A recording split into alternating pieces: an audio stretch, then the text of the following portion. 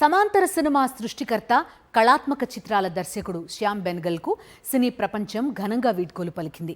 ముంబైలోని శివాజీ పార్క్ శ్మశాన వాటికలో ఆయన పార్థివ దేహానికి అంతిమ సంస్కారాలు నిర్వహించారు కుటుంబ సభ్యులు. పలువురు బాలీవుడ్ ప్రముఖులు, అభిమానులు తరలివచ్చి బెనగల్కు తుది నివాళులర్పించారు.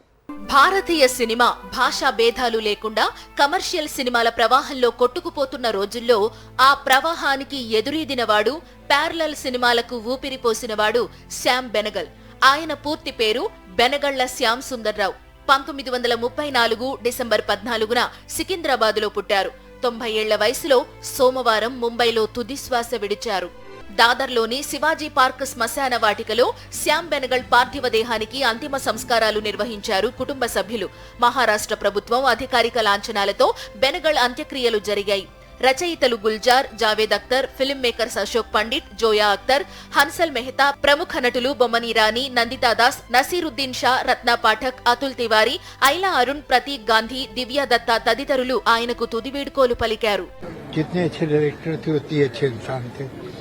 और बहुत जो भी लोग उन्हें जानते थे, मैं समझता हूँ उन्हें आज बहुत ही तकलीफ हुई, लेकिन ये कि यही जिंदगी जो आता है वो जाता है और उनका काम आगे बढ़ाया जाए. जो यंग जनरेशन, यंग डायरेक्टर हैं, उनका फर्ज ये है कि यही ट्रिब्यूट है कि जिस तरह की फिल्में उन्होंने बनाई आगे ऐसी फिल्में बने.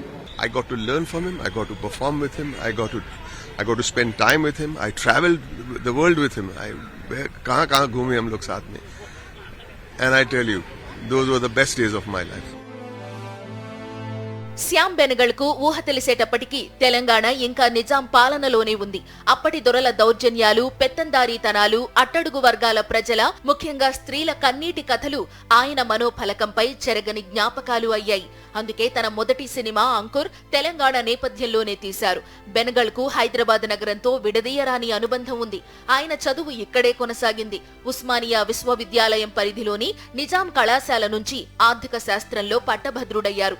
అదే సమయంలో ఆయన హైదరాబాద్ ఫిల్మ్ సొసైటీని ప్రారంభించారు. కమర్షియల్ సినిమాల ప్రభంజనంలో ఆర్టిఫిషియల్ హీరోలను కాకుండా జీవితాన్ని, సమాజంలోని పాత్రల్ని వాస్తవికంగా తెరపై ఆవిష్కరించాలనుకున్నారు శ్యామ్. తెలిసిన జీవితాలు, చూసిన సినిమాలు ఆయన ఆలోచనల్లో ప్యారలల్ సినిమా ప్రపంచాన్ని సృష్టించాయి.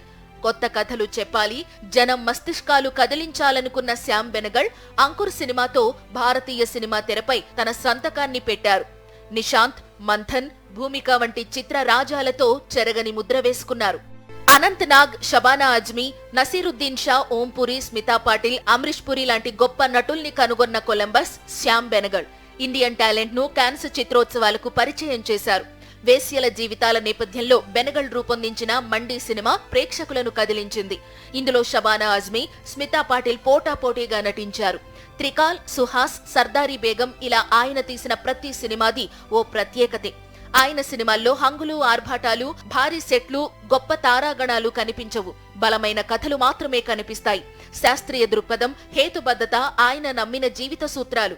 అందుకు తగ్గట్టుగానే సినిమాలు రూపొందించారు శ్యామ్ బెనగల్. కొన్ని మినహా తీసిన ప్రతి చిత్రానికి అవార్డులు అందుకున్నారు.